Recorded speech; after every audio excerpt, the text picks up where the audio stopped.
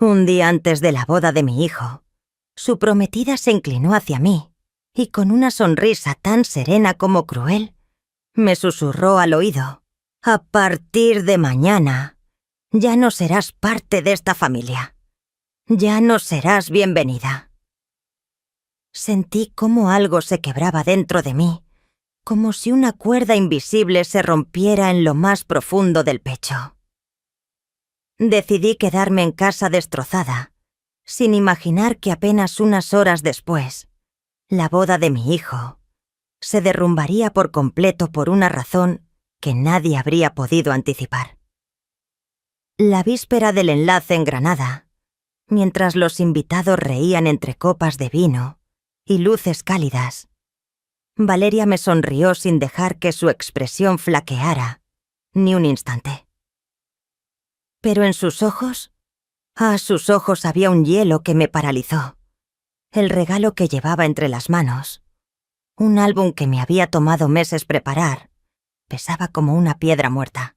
Después de más de 20 años criando sola a mi hijo, haciendo sacrificios que a veces ni yo misma comprendía, aquella mujer me decía con absoluta calma que ya no tenía un lugar en su vida. Me llamo María del Carmen, y durante 25 años fui madre y padre para Álvaro. Cuando su padre nos abandonó, él apenas tenía 5 años, abrazado a su pequeño dragón de peluche. Recuerdo aquella primera noche solos, cuando me preguntó con la voz temblorosa: «Mamá, ¿cuándo vuelve papá?».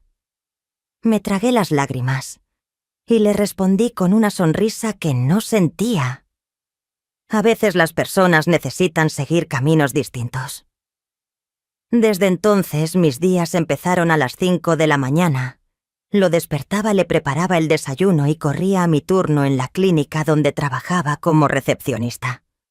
Luego, sin descanso, me iba a mi segundo empleo, en unos grandes almacenes. Llegaba tan cansada que a veces me dormía sin quitarme los zapatos, pero siempre encontraba energía para escucharlo hablar de su día o animarlo en sus partidos de fútbol. Renuncié a ropa nueva, me corté el cabello.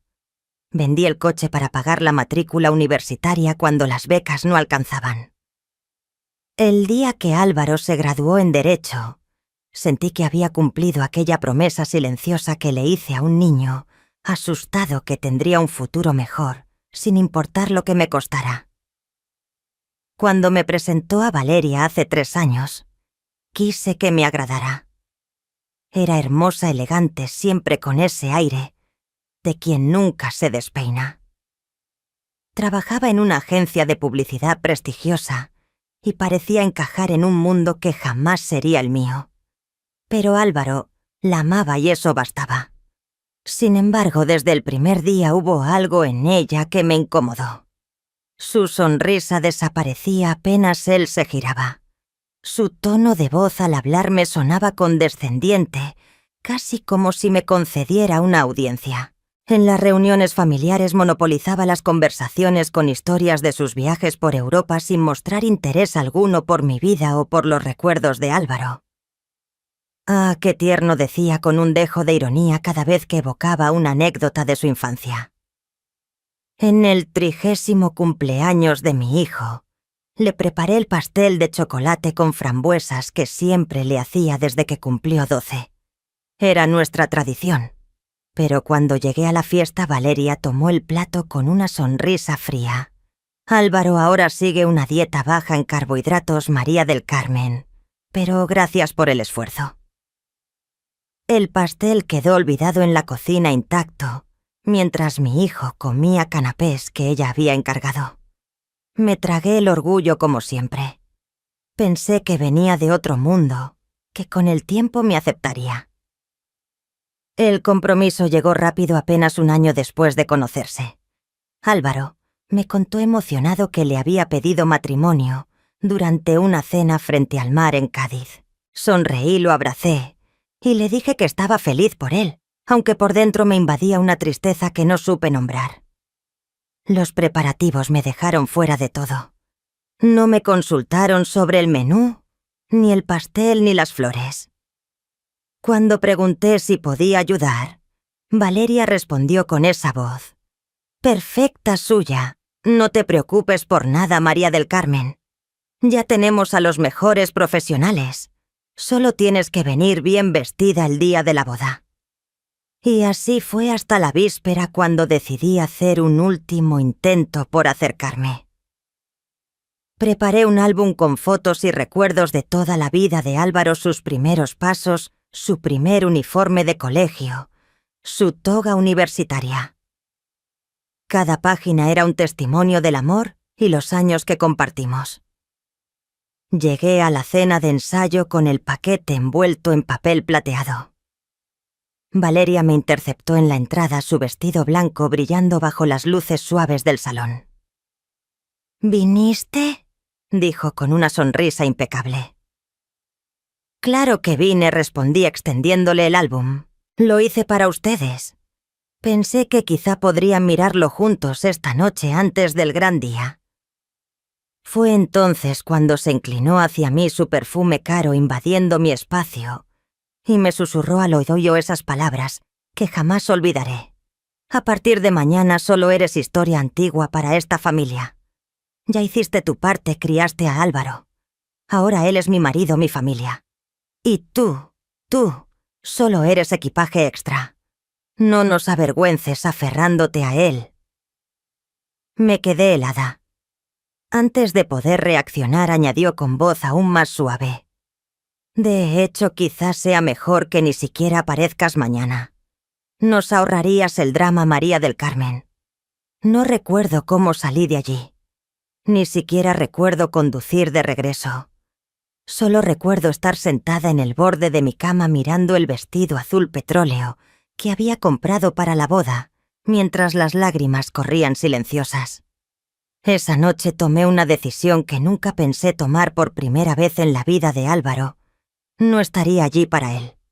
No asistiría a su boda. No sabía entonces que aquella ausencia, que me pareció una rendición, acabaría siendo la chispa que revelaría una verdad devastadora que nadie estaba preparado para enfrentar. La mañana de la boda amaneció clara y azul, el tipo de día que toda novia sueña para su gran momento. Yo desperté antes del alba, como si la costumbre o el presentimiento no me permitieran dormir más. Los movimientos de aquella mañana estaban grabados en mi cuerpo como un reflejo mecánico. Sin pensar, preparé café, colgué el vestido frente al espejo y coloqué a un lado los zapatos nuevos que había comprado para la boda, sencillos, discretos, pero con la elegancia que una madre sueña lucir el día en que su hijo se casa. Entonces las palabras de Valeria regresaron con la fuerza de una bofetada: «Solo eres equipaje extra, equipaje». Me senté en la mesa de la cocina, las manos temblando alrededor de la taza, mientras el sol se filtraba por la ventana y dibujaba sombras sobre el suelo de mosaico que yo misma había colocado años atrás, cuando no podía pagar a nadie más para hacerlo. Mi teléfono comenzó a vibrar sin descanso. Mensajes de familiares, amigos, todos de camino a la iglesia, preguntando dónde estaba. No respondí ninguno. Después de un rato llegó la primera llamada de Álvaro. La dejé sonar hasta que entró al buzón de voz. No tenía fuerzas para escuchar su voz. Su mensaje, lleno de desconcierto y angustia, me atravesó el alma. «Mamá, ¿dónde estás? Todos te estamos esperando. Por favor, llámame». Era la primera vez en 25 años que lo decepcionaba a propósito. El dolor era tan físico que sentí como si algo dentro de mí se desgarrara. Pero las palabras de Valeria habían abierto una herida que llevaba años negando.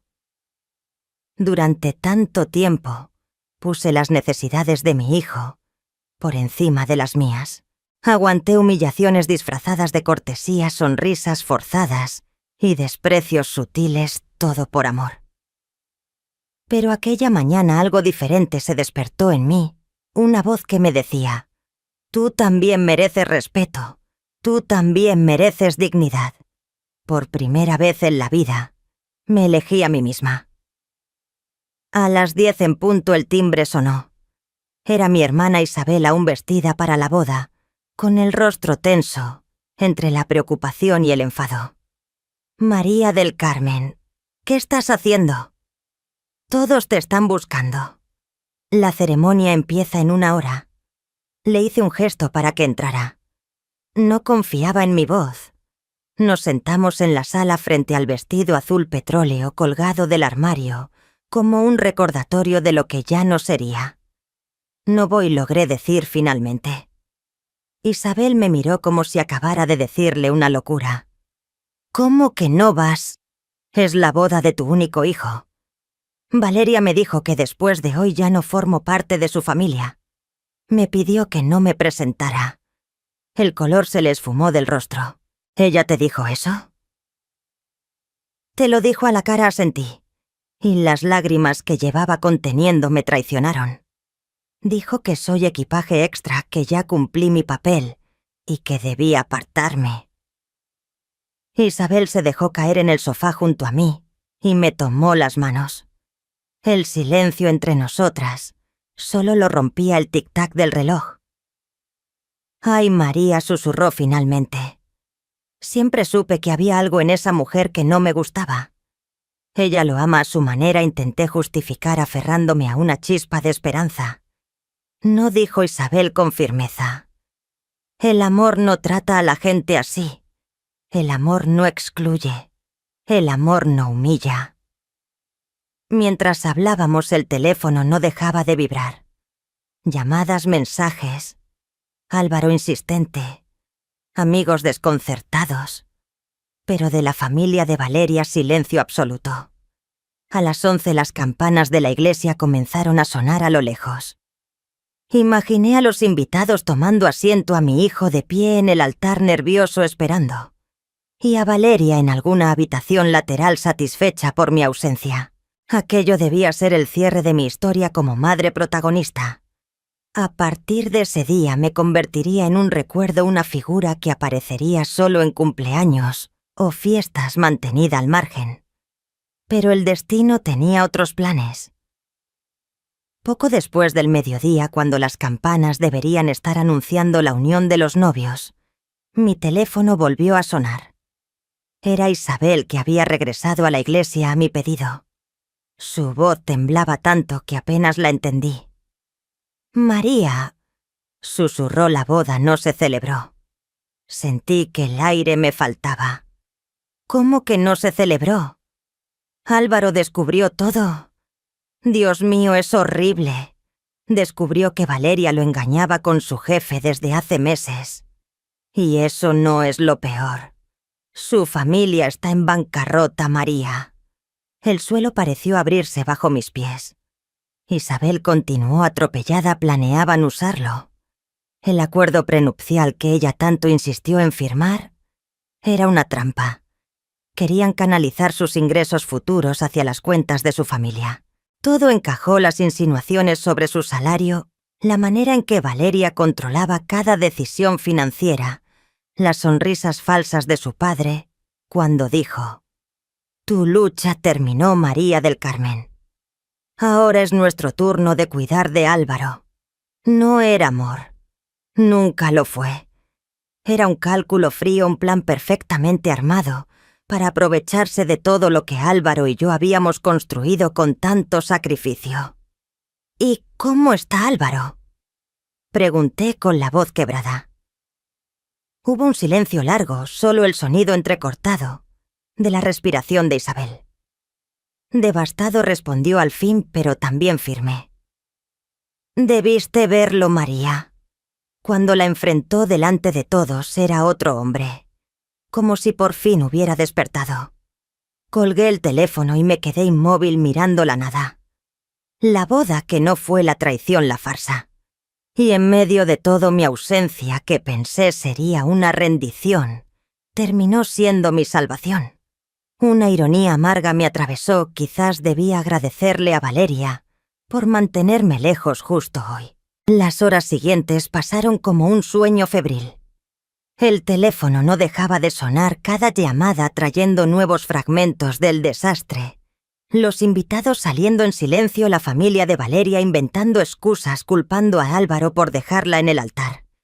Y en el centro de todo mi hijo, mi Álvaro, con quien aún no había podido hablar.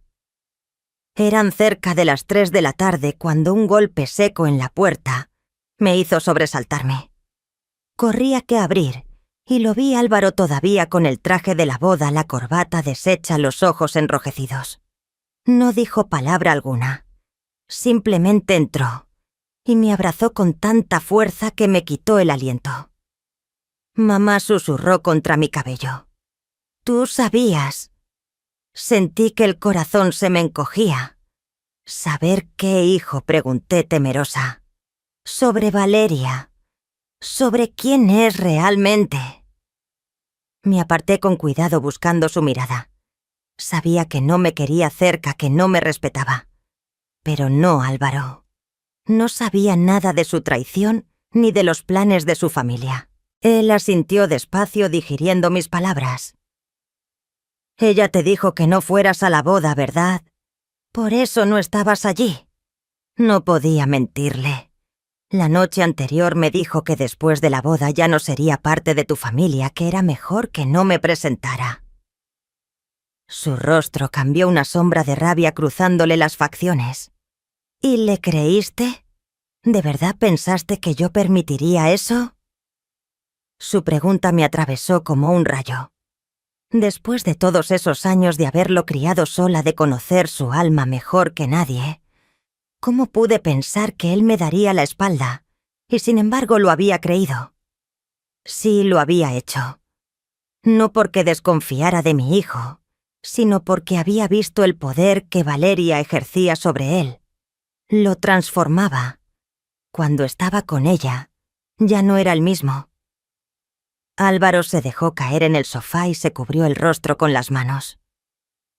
«Lo sé», murmuró entre los dedos. «Lo sé». Me senté a su lado y le toqué el hombro. «¿Qué pasó en la iglesia? Cuéntamelo tú». Respiró hondo, como quien necesita valor para decir la verdad. «Roberto, mi padrino...». Él recibió fotos de Valeria y su jefe Carlos. Eran recientes, de hace 2 semanas. Se notaba perfectamente lo que estaba ocurriendo. Tragó saliva antes de seguir. Me las mostró minutos antes de la ceremonia. Al principio no lo creí. Pensé que eran antiguas, de antes de conocernos. Pero no. En la esquina de las imágenes estaba la fecha, y ella llevaba el brazalete que le regalé en nuestro último aniversario. Su voz se quebró. La enfrenté en la sala de preparación. Lo negó todo, luego dijo que había sido un error, un momento de debilidad.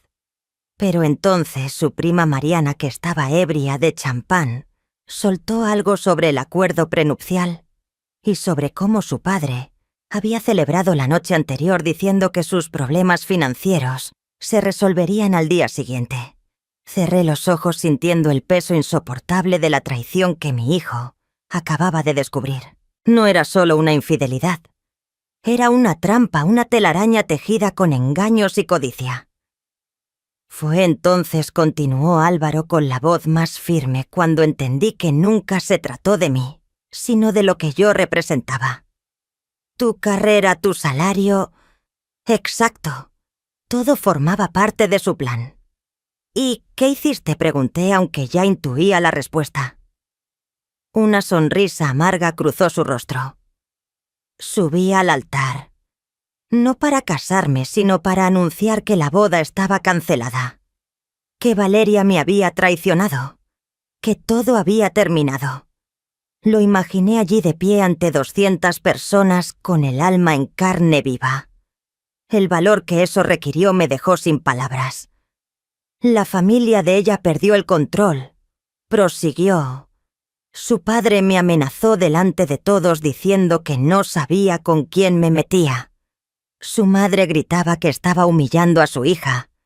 Y Valeria cambió por completo. Todo su encanto se evaporó. Me llamó cobarde, dijo que exageraba, que todos engañan, que estaba destruyendo lo mejor que me había pasado. Tomé su mano entre las mías. Lo siento tanto, hijo.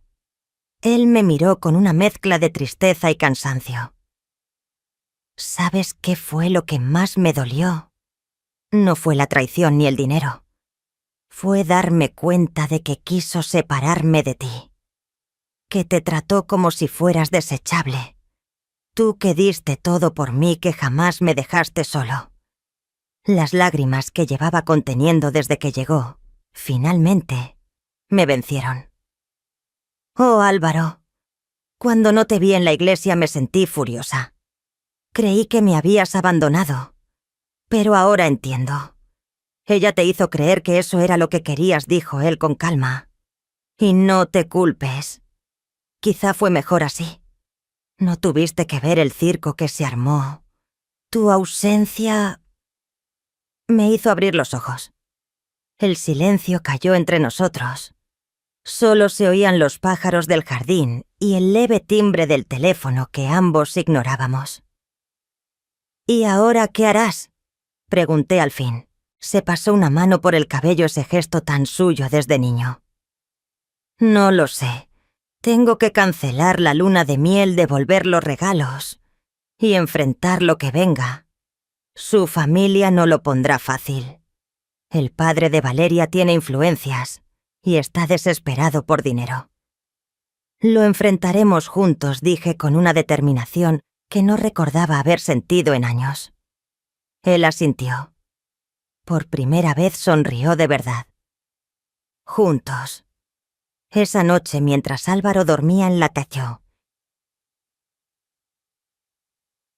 que siempre conservé para él, me quedé en el porche trasero mirando las estrellas sobre Granada. El dolor por lo vivido era profundo, pero en medio de esa oscuridad sentí una paz extraña, un alivio secreto. Habíamos escapado por poco de algo mucho peor que una boda rota, años de manipulación, de abuso emocional y financiero. Lo que no sabía entonces era que aquella historia aún estaba lejos de su final. En realidad, lo ocurrido aquel día no fue más que el preludio de una batalla aún mayor, una guerra silenciosa que pondría a prueba no solo nuestra resistencia, sino también nuestra dignidad y el valor de nuestra verdad. La semana siguiente a la no boda, como empecé a llamarla en mi cabeza, la tormenta que tanto había temido finalmente llegó. Todo comenzó con murmullos, pequeñas ondas que se propagaban por nuestra comunidad, tan estrecha como chismosa. Pero en cuestión de días esas ondas se convirtieron en un huracán. La versión de Valeria empezó a circular en redes sociales, la historia melodramática de una novia abandonada por un hombre débil, manipulado por una madre posesiva incapaz de soltar a su hijo. Publicó una foto vestida de novia, el maquillaje corrido, de manera casi artística, con una leyenda que decía: algunas personas no saben cuándo dar un paso atrás. Algunas madres no pueden cortar el cordón umbilical. Los comentarios se multiplicaron desconocidos, ofreciendo consuelo a amigos indignados, preguntando qué tipo de hombre deja plantadas a una mujer en el altar y qué clase de madre interfiere en la vida de su hijo adulto. Su historia era convincente, emocional y completamente inventada. Ignórala, le dije aquí a Álvaro cuando me mostró las publicaciones, el rostro pálido de furia. La gente que importa conoce la verdad. Pero pronto comprendimos que no era tan simple. Mi abuela solía decir: las mentiras tienen piernas largas, y las de Valeria parecían correr un maratón. Comencé a notar las miradas extrañas en el mercado, los susurros apagados en la farmacia, las conversaciones que se detenían cuando entraba en una tienda. Una antigua compañera del colegio me escribió para preguntarme si de verdad había destruido la boda de mi hijo. Por celos. Incluso el sacerdote de nuestra parroquia, que había visto crecer a Álvaro, me llamó a su despacho para aconsejarme sobre dejar que los hijos sigan su propio camino. La indignación inicial pronto dio paso a algo mucho peor: la vergüenza. No porque creyera las mentiras, sino porque tras tantos años de sacrificios silenciosos, de mantener la cabeza en alto incluso en los peores momentos, me veía convertida en la villana de la historia de otra persona. Mientras tanto, Álvaro lidiaba con sus propios demonios. Uno de los socios del bufete donde trabajaba, amigo cercano del padre de Valeria, empezó a cuestionar su criterio profesional y su estabilidad emocional.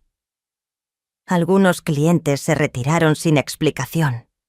Y entonces, 10 días después de la boda cancelada, llegó el golpe final. Aquel jueves nublado un mensajero tocó a mi puerta. Llevaba un sobre oficial con mi nombre. Lo abrí con manos temblorosas: una demanda. La familia de Valeria me acusaba de difamación, daños emocionales y, lo más absurdo de todo, interferencia en relaciones contractuales. Llamé de inmediato a Clara, una amiga, que trabajaba como asistente legal en un bufete de abogados de la ciudad. Llegó a mi casa al anochecer, todavía con el uniforme del trabajo, el rostro serio. Leyó los papeles con atención y al terminar los dejó sobre la mesa. «Esto es pura intimidación, María del Carmen», dijo. «Están intentando asustarte. Eso de interferencia en relaciones contractuales no es más que una forma elegante de decir que arruinaste su plan financiero». «¿Plan financiero?», pregunté desconcertada. Clara me miró sorprendida. «¿No lo sabías? La familia de Valeria está prácticamente en quiebra. Su padre perdió una fortuna en inversiones fallidas. Contaban con el matrimonio para estabilizar su situación económica. Aquella revelación cayó en mí como una piedra helada. Así que nunca se trató de amor. Nunca, solo de dinero, control y poder. Y al no presentarme en la boda, ese pequeño acto de dignidad, que creí insignificante, le di a Valeria la excusa perfecta para cambiar la historia. No podía aparecer como una prometida infiel y calculadora, así que me transformó en la madre amargada y manipuladora, incapaz de soltar a su hijo. Era una jugada maestra, perversa, pero brillante. Al día siguiente Álvaro llegó a casa con una carta similar.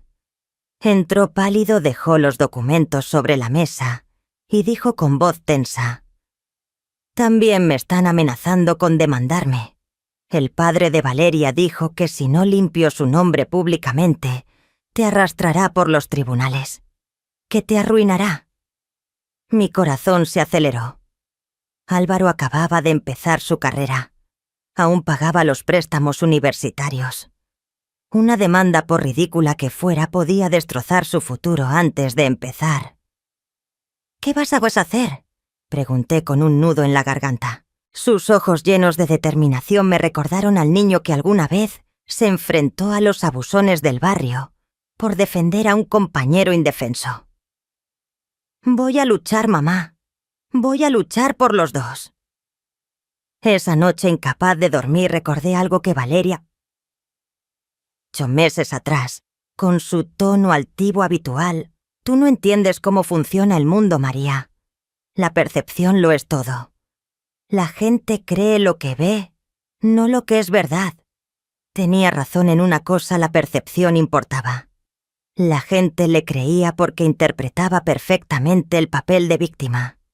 Si la apariencia era su arma, entonces la verdad debía ser la nuestra. Y no en susurros, no en silencio, sino a plena luz del día. A la mañana siguiente revolví mi pequeño despacho en casa. Saqué todo lo que había guardado casi por instinto: correos electrónicos donde Valeria y hablaba abiertamente de sus expectativas económicas. Fotos de mensajes en los que despreciaba los trabajos pro bono de Álvaro. Y lo más valioso de todo, una copia del acuerdo prenupcial, con cláusulas tan depredadoras que cualquier juez vería la intención detrás. Cuando Álvaro llegó esa tarde del trabajo, extendí sobre la mesa todo aquel arsenal silencioso. Las pruebas. La verdad. nuestra única defensa. «Mira», le dije señalando los documentos sobre la mesa, «tenemos nuestra propia arma, la verdad». Álvaro los examinó despacio, su expresión grave. «Sí, tenemos pruebas», respondió. «Pero ¿cómo las usamos? Si lo hacemos público de golpe parecerá venganza. Solo reforzará su versión de que somos resentidos». Tenía razón. No bastaba con tener la verdad. Había que saber cuándo y cómo mostrarla. «Tienes razón», admití. «No podemos lanzarlo en redes como si fuera un chisme. Necesitamos algo más sólido, ayuda profesional». La solución llegó al día siguiente, cuando consultamos con Clara. «Conozco a alguien que podría ayudarnos», dijo pensativa. «Pablo Méndez, periodista de investigación. Se dedica a desenmascarar fraudes financieros y escándalos corporativos. Si tenéis pruebas reales, él puede convertirlo en un reportaje serio, no en un espectáculo de redes». La idea me pareció brillante.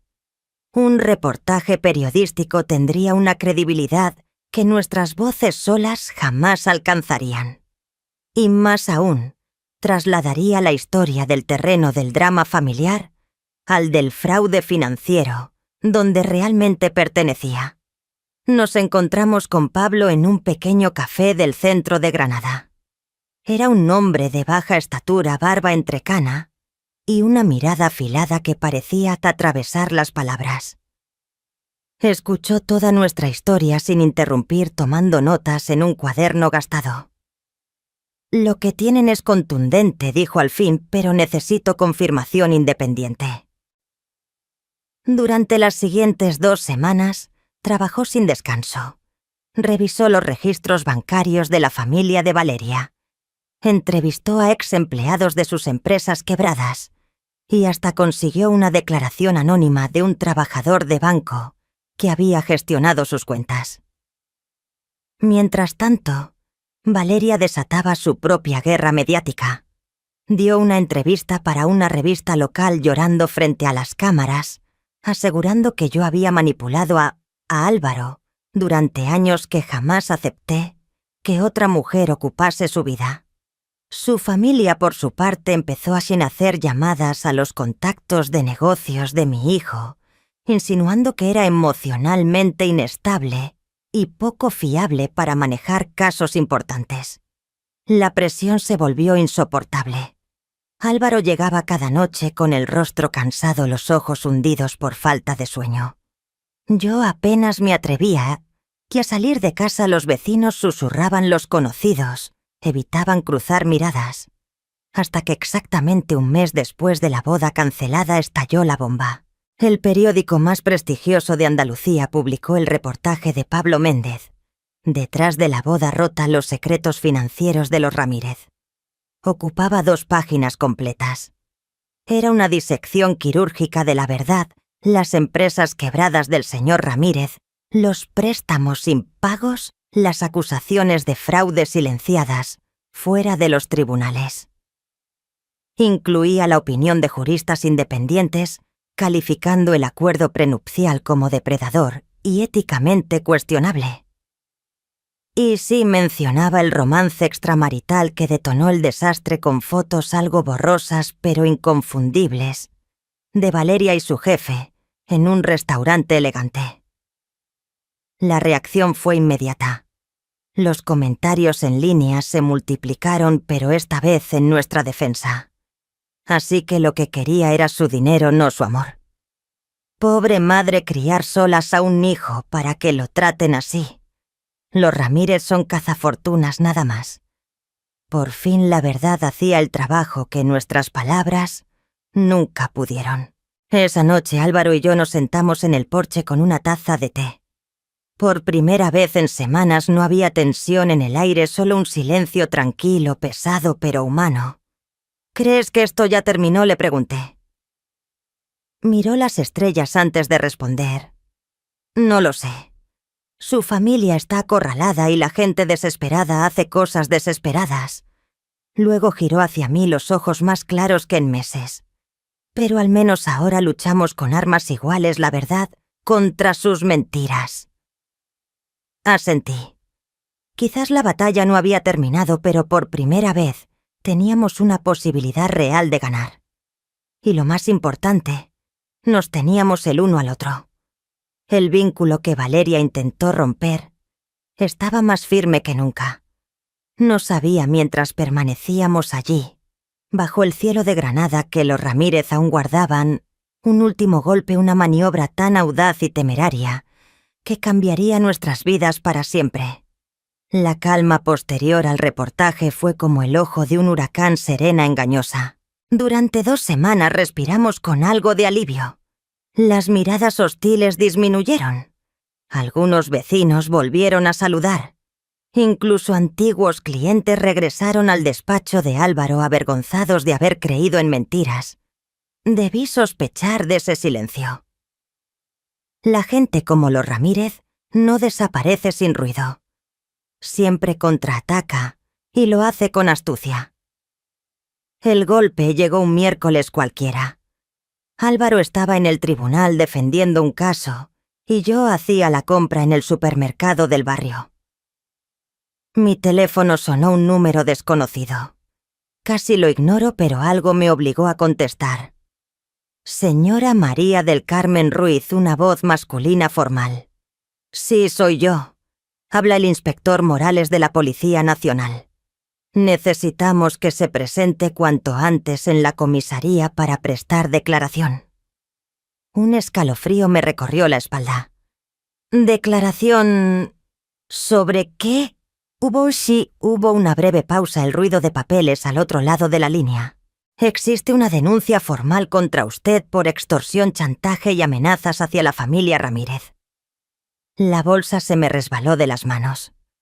Las naranjas rodaron por el pasillo del supermercado. Eso es absurdo.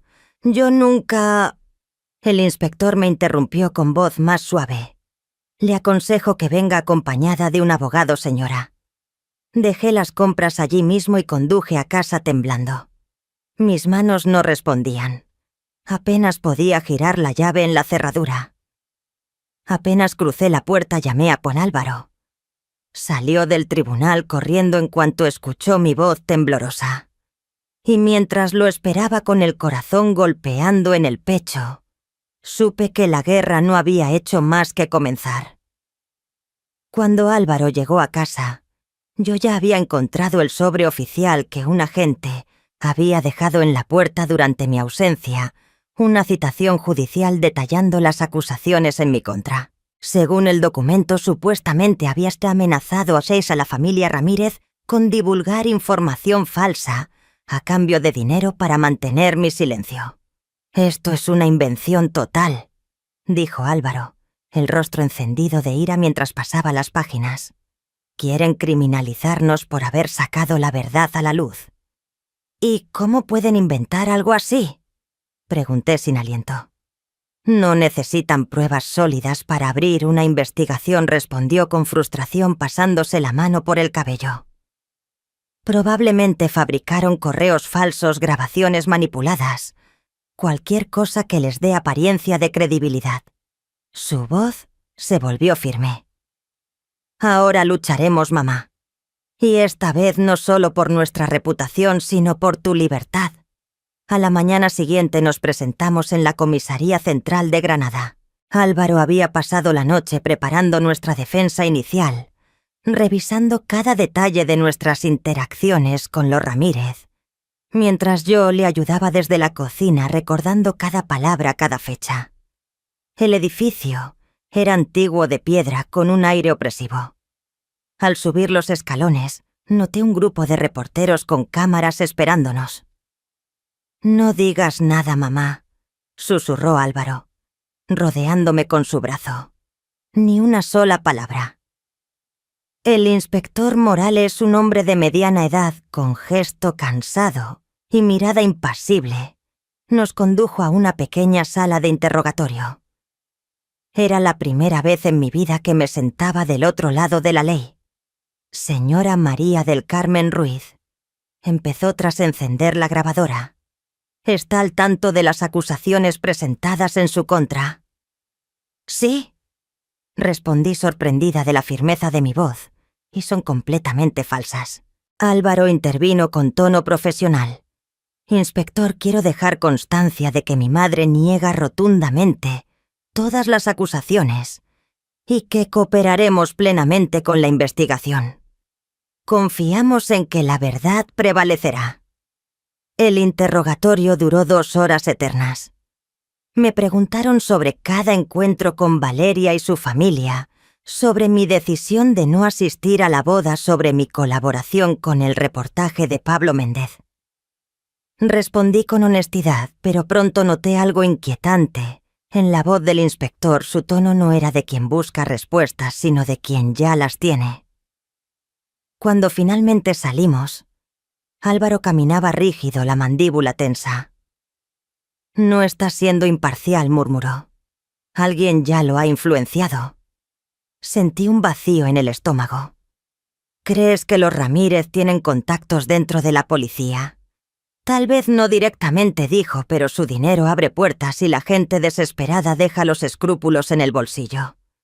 Los días siguientes fueron un infierno. La historia apareció en todos los periódicos locales, pero distorsionada madre, acusada de extorsionar a la familia de la exprometida de su hijo. Mi nombre y mi foto estaban por todas partes.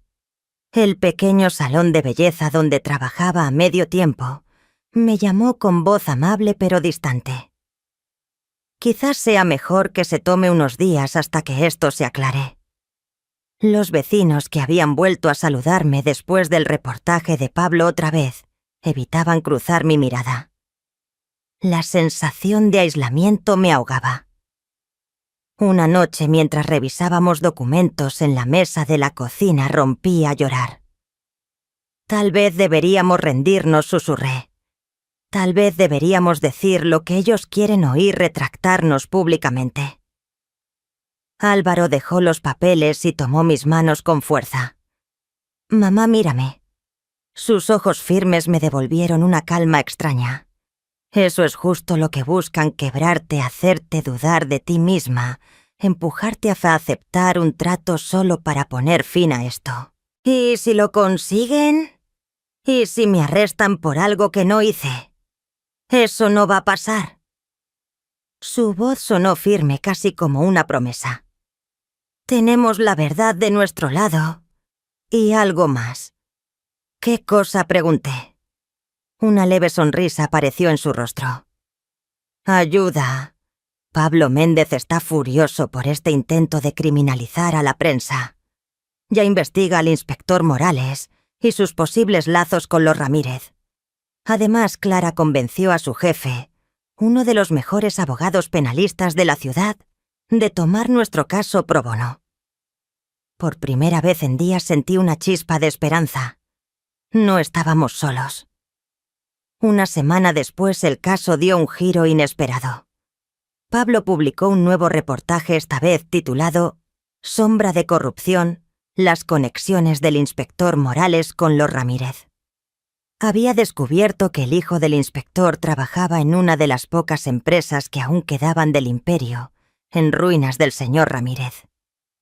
Un claro conflicto de interés que Morales nunca declaró.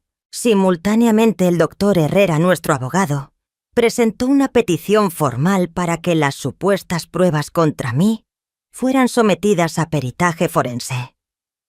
Quería demostrar que los correos y grabaciones eran falsificaciones. La presión mediática cambió de rumbo. Ya no apuntaba hacia nosotros, sino hacia ellos, los Ramírez, y el sistema que intentaron manipular. 3 días después de la petición, el doctor Herrera nos llamó. Su voz, normalmente calmada, temblaba con emoción. La Fiscalía está considerando archivar el caso. Guardé silencio, conteniendo el aliento. Parece que las pruebas no resisten un análisis riguroso y no quieren cargar con la vergüenza de un proceso tan evidentemente fabricado. Por primera vez en mucho tiempo, el aire volvió a sentirse respirable.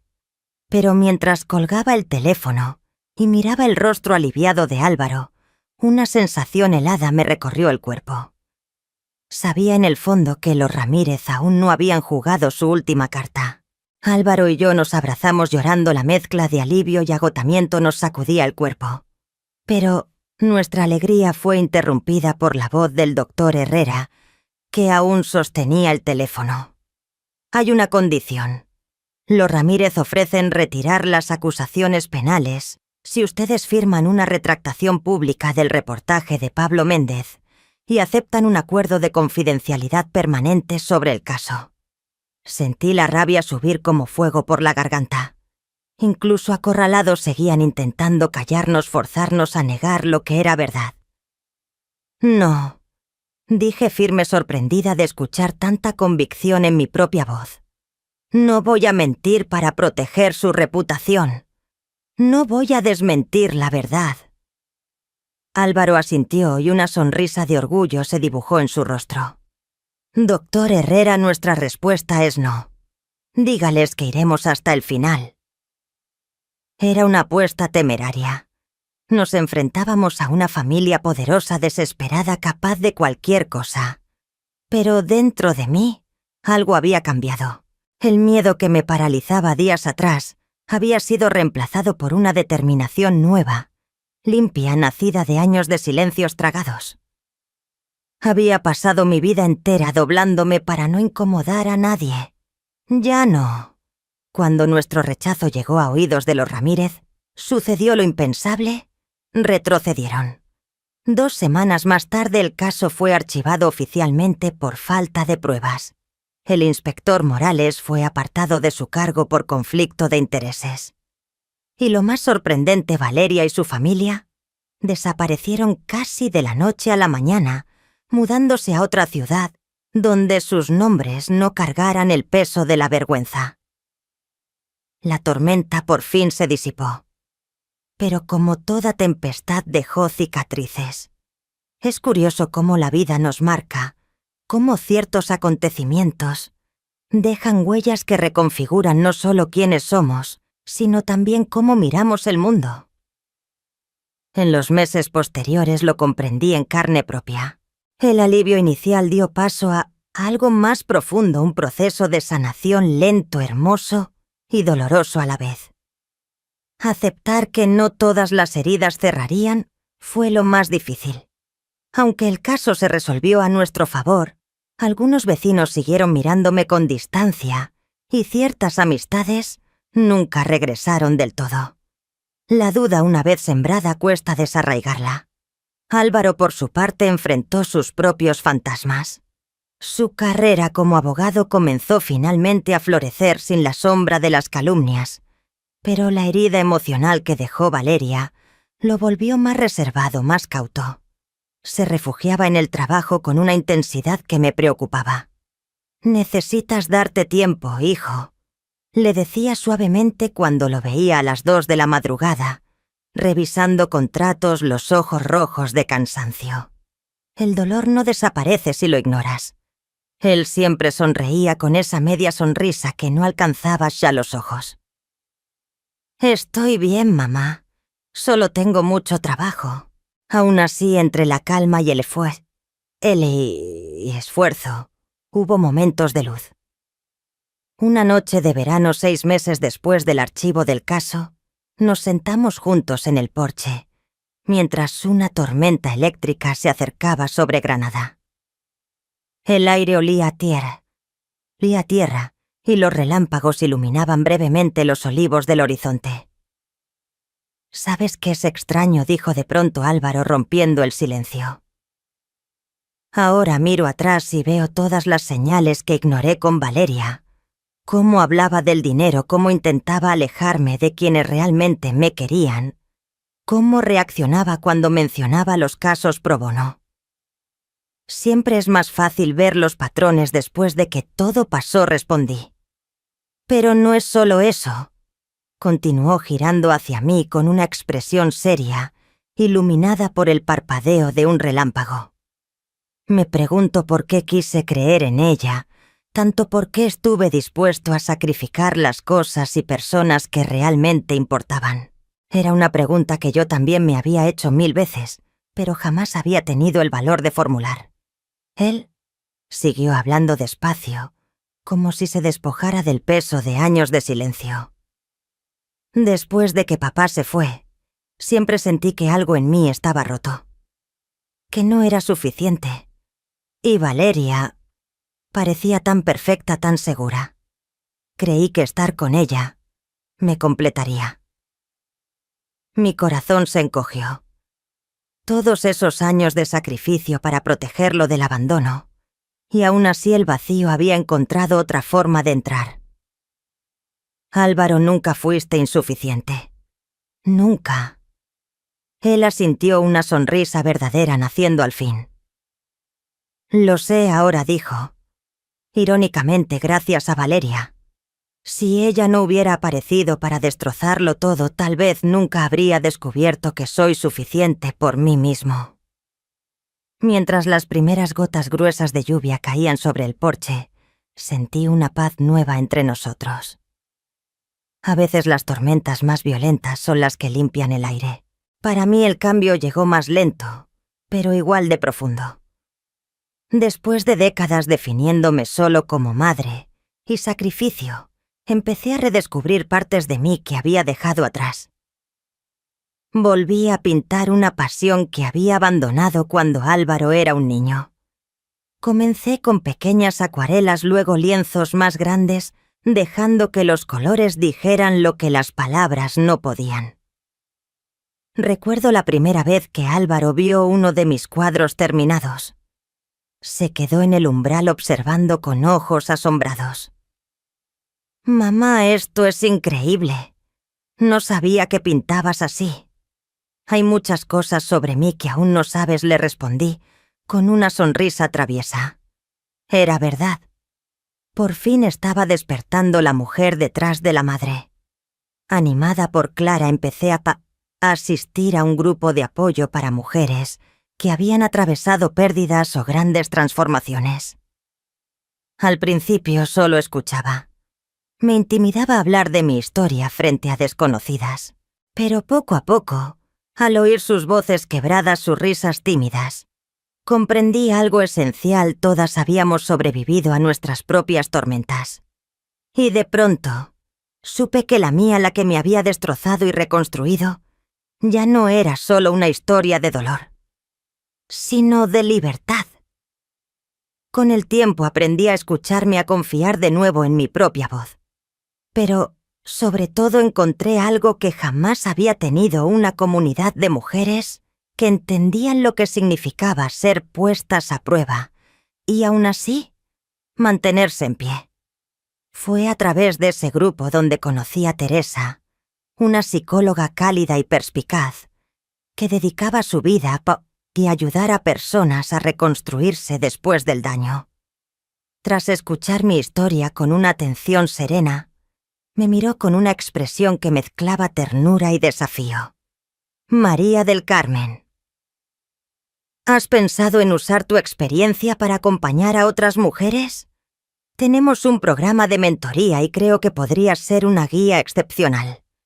La idea me sorprendió. Convertir mi dolor en algo útil. Transformar las cicatrices en brújulas para otros. Sentí que una chispa se encendía dentro de mí. Comencé a formarme con Teresa, aprendiendo a escuchar, sin absorber el dolor ajeno, a ofrecer apoyo sin perderme. 6 meses después de que todo terminara, me encontré dando mi primera charla para un pequeño grupo de mujeres. Las manos me temblaban tanto que casi dejo caer las notas, pero en cuanto hablé, las palabras salieron solas. Mi nombre es María del Carmen. Durante gran parte de mi vida creí que amar significaba anularse, que ser fuerte era soportarlo todo en silencio. Estoy aquí para deciros que estaba equivocada. Las miradas de aquellas mujeres, algunas con heridas visibles, otras con cicatrices invisibles, se cruzaron con la mía. En ese instante se formó una conexión silenciosa, poderosa, que trascendía las palabras. La verdadera fortaleza no consiste en cuánto dolor puedes soportar callando, continué, sino en saber cuándo alzar la voz, cuándo poner límites, cuándo decir, no, esto no es aceptable. Y añadí con un nudo en la garganta. A veces la mayor muestra de fuerza es pedir ayuda cuando más la necesitas. Mientras hablaba comprendí que no solo estaba ayudándolas, estaba terminando de ayudarme a mí misma. Aprendía una vez más que mi dignidad valía tanto, como la de cualquiera que el amor no exige, que te encoges para caber en la vida de otro, y que incluso después de los 50 aún se puede renacer. Cuando terminé, Álvaro me esperaba fuera del salón, con un ramo de girasoles, mis flores favoritas. Me vio salir rodeada de mujeres que querían compartir sus historias, y la emoción en su mirada me dijo más que cualquier palabra. «¿Qué tal te fue, mamá?», preguntó. Transformador, le respondí con una sinceridad que me llenó el pecho. Para ellas y para mí. De camino a casa hablamos del futuro. Un concepto que en los peores días del conflicto con los Ramírez parecía un lujo inalcanzable. Álvaro me contó que estaba considerando abrir su propio despacho enfocado en ayudar a personas víctimas de fraudes financieros. Yo, por mi parte, empezaba a soñar con volver a estudiar. Quizás hacer un curso de consejería para fortalecer mi labor como mentora. En un semáforo me miró y dijo: «¿Sabes qué es lo más increíble, mamá? Hace un año apenas sobrevivíamos. Ahora estamos viviendo de verdad». Sus palabras lo resumían todo. Aquella crisis que pretendía destruirnos nos había obligado a crecer de una forma que jamás hubiéramos imaginado. Esa noche en mi pequeño estudio, tomé los pinceles.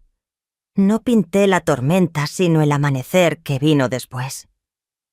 Colores cálidos, luz nueva, esperanza extendiéndose sobre un horizonte que alguna vez creí inalcanzable. Mientras el pincel se deslizaba, recordé las palabras que Valeria me susurró la víspera de aquella boda que nunca fue. A partir de mañana, solo eres historia antigua para esta familia. Tenía razón, pero no del modo que ella ya imaginaba. Ese mañana no fue el final, sino el comienzo de otra vida. Un futuro donde ya no era un equipaje en la existencia de mi hijo, sino una mujer redescubriéndose. Un futuro donde el lazo entre Álvaro y yo, probado en fuego, emergía más fuerte, más sano, más libre. Las cicatrices que llevábamos dejaron de ser señales de vergüenza. Se convirtieron en medallas de supervivencia. Mientras los colores se mezclaban sobre el lienzo, sentí gratitud. No solo por la calma, sino por el precio que pagamos para alcanzarla. Un precio alto, sí, pero que valió cada lágrima.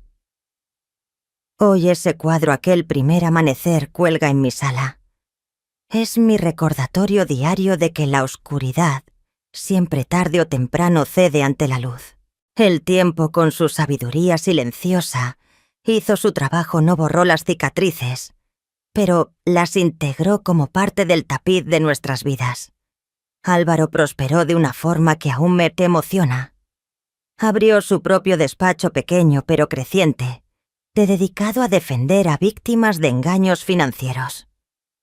Su trabajo lo llena de un propósito que su antiguo empleo jamás le dio. Lo veo transformar su dolor en fuerza, y en cada caso que asume, reconozco al hombre que el dolor ayudó a forjar. Cada historia es distinta, me dijo una noche durante una de nuestras cenas de domingo, ya convertidas en una tradición sagrada, pero el patrón siempre es el mismo: personas vulnerables, siendo explotadas por quienes debieron protegerlas. Te veo en cada cliente, mamá, y recuerdo por qué elegí este camino. En cuanto a mí, mi propio viaje siguió creciendo. El programa de mentoría se expandió, Empecé a dar charlas en centros comunitarios, en refugios de mujeres, incluso en universidades. Mi mensaje evolucionando ya no era solo mi historia, sino una conversación más amplia sobre el poder, la manipulación emocional y la importancia de no perder tu identidad, ni siquiera en el amor. Y sí, a los 53 años volví a ser estudiante.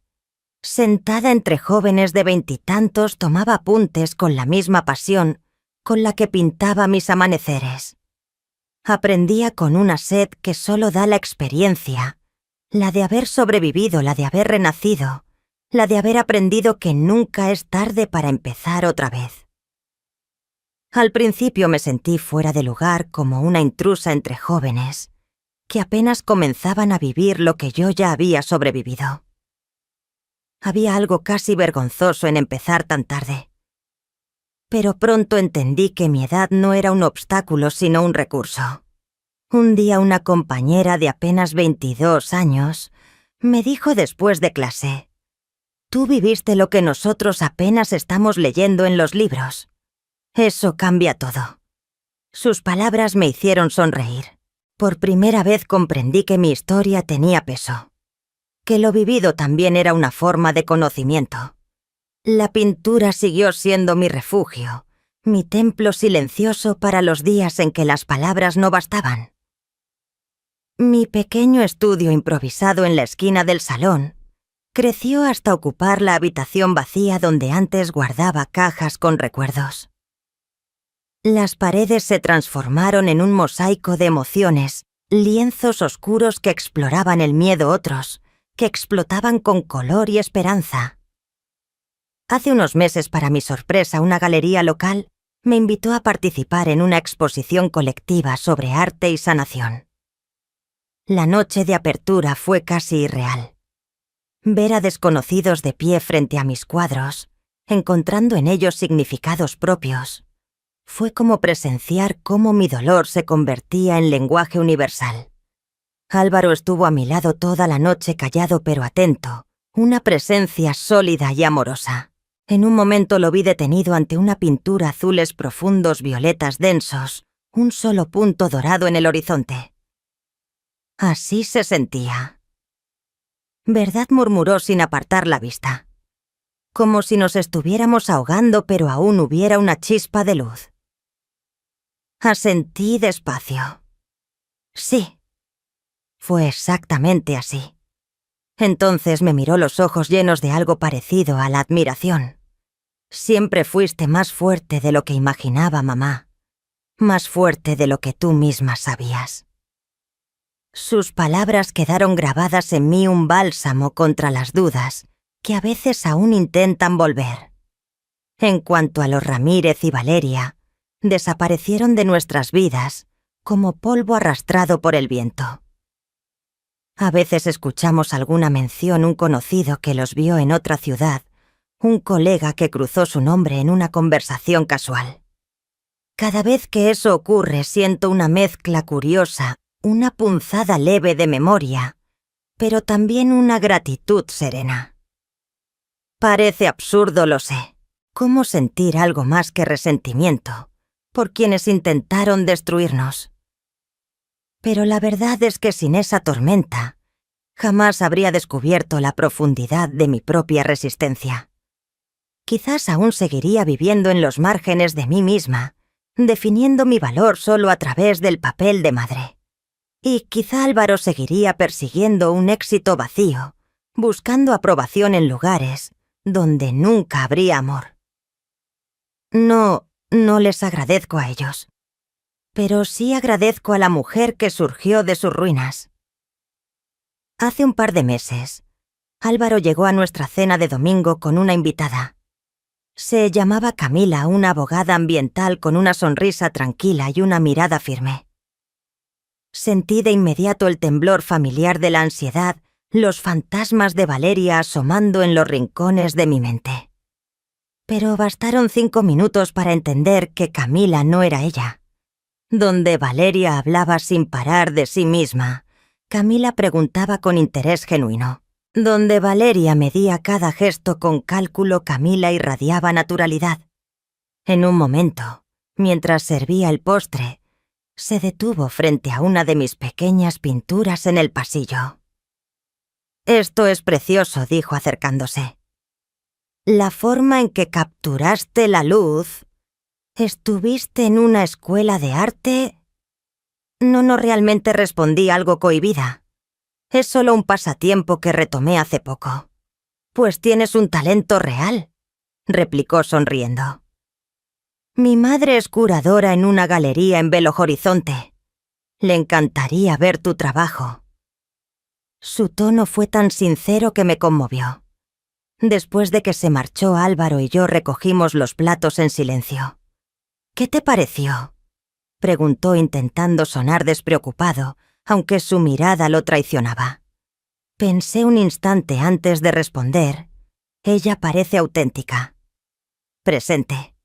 El tipo de persona que ve a los demás de verdad. Él soltó un suspiro que llevaba tiempo conteniendo. «Eso mismo siento yo». «¿Van en serio?», pregunté con cautela. «Vamos despacio», dijo una sonrisa leve curvándole los labios. «Ambos tenemos historias difíciles, pero creo que esto puede ser algo bueno». Sentí un nudo en la garganta, mezcla de esperanza y miedo. Álvaro notó mi expresión, dejó el plato que secaba y tomó mis manos mojadas entre las suyas. «Mamá», dijo con voz suave. «Aprendí la lección a la manera más dura. Aprendí a reconocer las señales, a valorar lo esencial sobre lo superficial.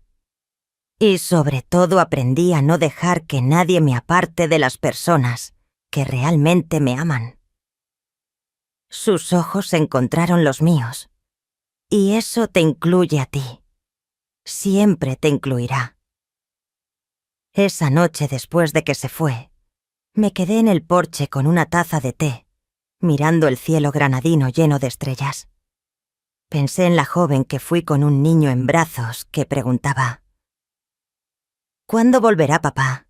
Pensé en las noches de insomnio, en los miedos, en la culpa constante de no saber si estaba haciendo suficiente, y me pregunté si pudiera hablar con esa versión antigua de mí misma. ¿Qué le diría? Tal vez que los sacrificios valdrían la pena, pero que no debía perderse a sí misma en ellos. Que su hijo crecería para ser un hombre extraordinario, no a pesar del dolor, sino gracias a él. Que la vida la golpearía, sí, pero también le regalaría momentos de felicidad tan puros, tan inmensos, que justificarían cada lágrima. Y al pensar eso por primera vez en mucho tiempo, sonreí sin tristeza. Porque entendí que no hay destino más hermoso que reconstruirse y seguir amando incluso después de haber sido rota. Y quizás si pudiera hablar con aquella versión más joven de mí misma, le diría algo más. Que las historias verdaderas no terminan con un «y vivieron felices para siempre», sino con un «y siguieron viviendo». Viviendo, creciendo, aprendiendo. Tropezando a veces, cayendo otras, pero siempre avanzando. Más fuertes juntos de lo que jamás habrían sido separados. La semana pasada recibí una invitación inesperada. Una organización sin fines de lucro que apoya a mujeres en procesos de reconstrucción después de relaciones abusivas. Me pidió que fuera la oradora principal de su evento anual. La ironía no se me escapó yo que alguna vez me sentí tan pequeña, tan prescindible, ahora llamada a compartir mi experiencia ante cientos de personas. Acepté sin dudarlo. Y anoche, mientras trabajaba en el discurso, inevitablemente regresé a aquellas palabras crueles que Valeria me susurró en la víspera de la boda, que nunca fue: «A partir de mañana, solo eres historia antigua para esta familia». Estaba equivocada, pero no en la forma en que entonces creí. No soy historia antigua.